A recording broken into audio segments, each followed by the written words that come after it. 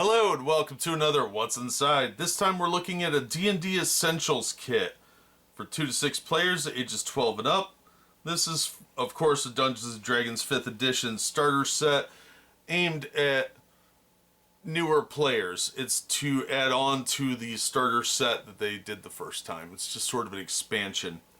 They call it an Essentials Kit because it is everything you need to create new players, or new characters rather, but it also adds on to some of the other stuff. It's compatible, not necessary for either one to have both. So this is from Wizards of the Coast, and inside you have to defeat the Dragon of Icespire Peak, and there's quite a bit here it looks like. So we're going to see a 64-page rule book that teaches you how to create levels 1 through 6. You get the Dragon of Icespire Peak introductory adventure, double-sided poster map, DM screen, 6 blank character sheets, 11 polyhedral dice, 81 cards describing magic items, sidekicks, and more. And it includes codes to continue your D&D journey on D&D Beyond, which I kind of doubt still work. So let's open this up and take a look at what's inside.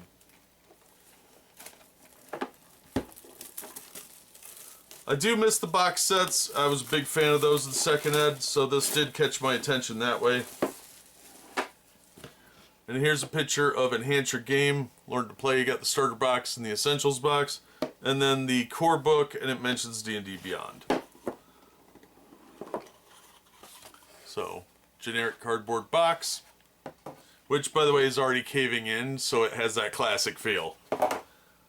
So we have our dice. Let's see, we have 2 D20s, percentile die, and a regular D10, D8, D4, 4D6, and a D12. So, clear red dice, very standard looking, nothing particularly special about them, but they're pretty decent looking quality. I have better dice, so let's get those out of the way. And we'll take a look at this other stuff. Alright, so first up we have the actual adventure book, which is fairly thick here. As you can see, it's perfect bound. It does look like one of the late stage TSR books, so not inspiring a lot of faith in the high quality of that, but it does have a map key on the back. And this is the adventure module.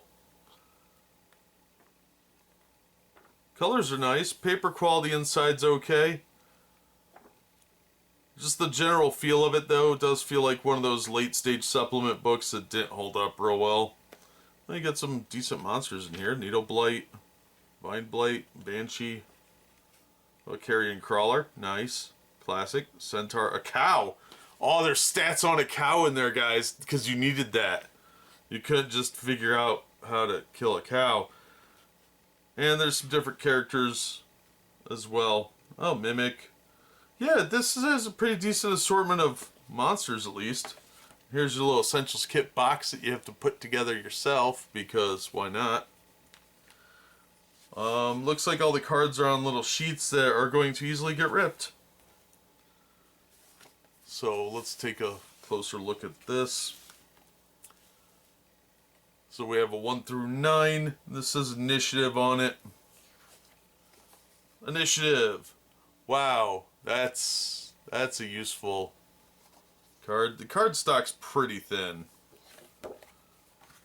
We have restrained, prone, poison, magic charm, unconscious, stunned, and combat. On the other side says what those things are. Combat step by step, so people can share those. Determine surprise, establish positions, roll initiative, take turns, begin next round. Pretty straightforward. It is nice to have these kind of cheat sheet cards to give to players. And these condition cards are mostly just cheat sheets, I guess is the best way to put it. Alright, then we have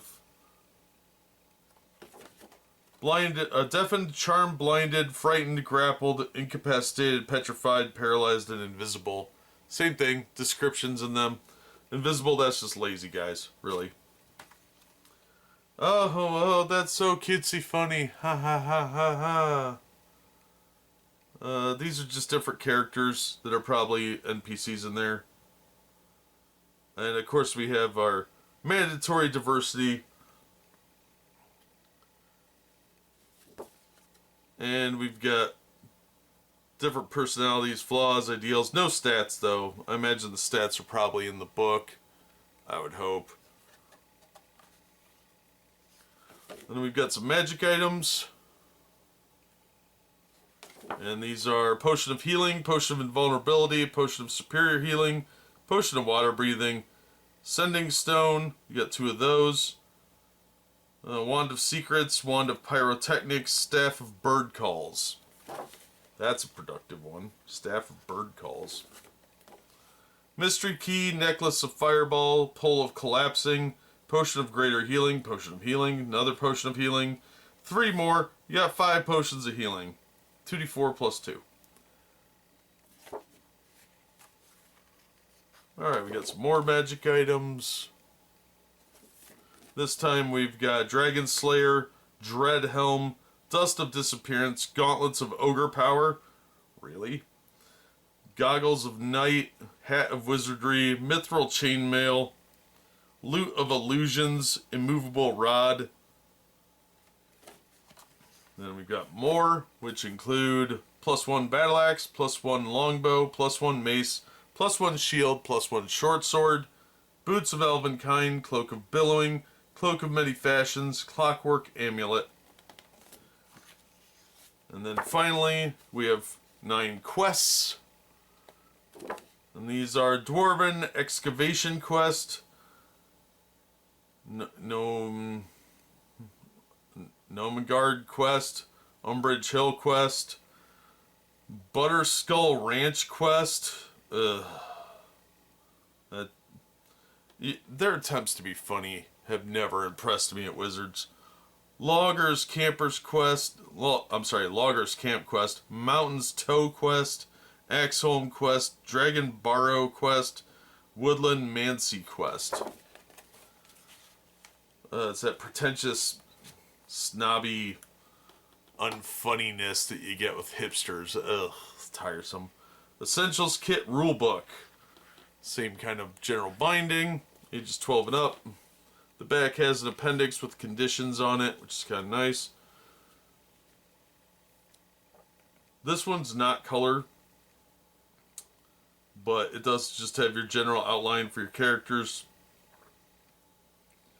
and different things you're going to need to know. This is actually pretty in-depth.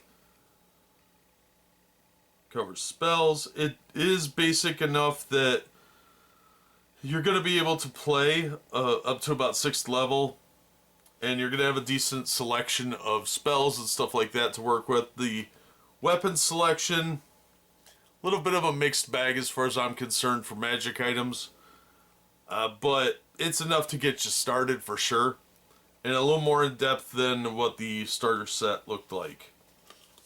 Not much, but a little bit. And here's your DM screen. Decent artwork for sure.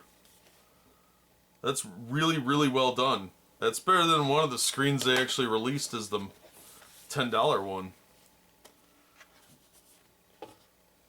And this is interior's even better.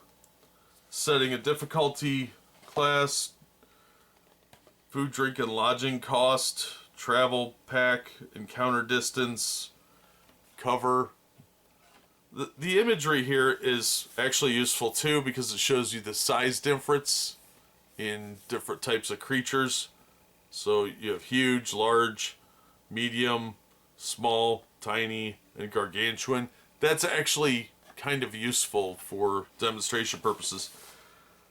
So this is actually more useful than the $10 one they first released for 5th edition, which I thought was almost useless. Some of this stuff probably not as useful for older GMs, you know, people that have been doing it a while. Like point of origin, do you really need that? But it's got some actual useful information. Then you got your character sheets here. These are incredibly generic looking. It says permission is granted for photocopying. So you can photocopy these to make extras. I would highly recommend doing that before you use them, obviously. But they look like the old generic ones you could buy in like 50 to 100 packs from like Citadel and other places. This looks like desktop publishing from 1995. But it does have everything you need. It's got your AC and initiative and all that. So it is a functional one. It's just not particularly sexy or exciting. And like I said, you get a couple of those. These are actually thick card paper though, so I'm really impressed with that. It's just they could have spiced it up a little bit. And then we've got an advert for some of the different stuff that's out. Starter box, the Essentials Kit, the 3 main books, and then some ancillary stuff. And on the back it's got your 50% off code, which I doubt works. Some QR codes that probably don't work anymore. It doesn't have an expiration date, but I don't even know if they're using D&D Beyond anymore. I don't care. And then we got our map. This is the Sword Coast. Neverwinter Wood. Ooh, this map is really cheap. So you got Neverwinter down here along the Sword Coast. The colors and the design are nice, but the paper quality is complete dog crap. I mean, I don't know if you could see it on here, but it's already fading from where it was just sitting in the box folded. The center of this is going to rip out real fast, too. You got a little key down there. So that's okay. It's a hex grid. And then on the back, we've got town map of some kind. Probably, obviously, for the adventure. And it's really well designed. It looks fine. It actually looks like a bad enlargement, though, because look at the miles on there. That's a little faded and a little out of focus. So it looks like they took a smaller map and blew it up without changing the resolution. Because the compass is faded, the edge work looks faded, and definitely the feet down here are a little out of focus. And it shouldn't look like that, but somebody just blew up a smaller picture, probably out of one of the books. And that's really disappointing. So it's a little bit of a mixed bag. So this usually goes for around 25 to 30 bucks. It's probably going to get more expensive because they're switching to D&D 1. And I don't know, once this goes out of print, the price usually goes up on stuff. But it's a good introduction kit for 2 to 6 players, yeah. For if you want to play levels 1 to 6 and see if you want to invest the like 50 bucks or whatever ridiculous amount for the core book. It's fine. It's a good starter set if a kid wants to play D&D because they saw it on Stranger Things. It's a decent beginner set. I think this is probably better than the original starter set. It will at least give you another adventure, too, if you already have the starter set. The cards are kind of crap. The map is really cheaply made, but the character sheets are nice, and the books do have good information in them. I don't know how well they're going to hold up. They look like they're kind of on the edge of being low tier, but the dice are good. So it's all in all a mixed bag, but it's priced about right. So if you can find it for about 20 bucks to 25, it's probably okay. If you know a kid that wants to play D&D 5th edition, it's fine. And 5th edition is much better than 4th, so there's that. We'll see how D&D 1 does, but it doesn't look like that this is going to be impacted in any way, shape, or form. You have everything you need to play for at least one adventure, and probably cover multiple sessions. So yeah, I think it's not bad. The DM screen is pretty solid. Character sheets were good. The books were okay. The dice are good. The map's garbage. The little box thing, indifferent on that. But the cards are kind of easily torn and low-end paper. So it's definitely across the spectrum on this one. But for the $25, I'm sure it's fine. like I said, this is a good starter thing for younger people that want to play, especially like middle schoolers, high schoolers. It's got everything you need and everything that your friends would need too. You just have to share the dice. So other than another set of dice, I don't really see anything missing here other than, you know, elaborating on more spells, that sort of thing. So great starter kit with a couple of flaws, but for the price, I think it's perfectly fine. So if you're looking to get somebody into D&D, this is a pretty good way to do it. So that's going to do it for this episode. We've seen what's inside. You've heard my take on it. We're going to wrap up this episode. As always, thank you so much for watching and supporting the channel. If you enjoyed the video, please hit the like button and don't forget to subscribe so you don't miss future reviews. If you'd like to help the channel out in other ways, links are in the description to various support methods. And as always, we hope to see you on the next one.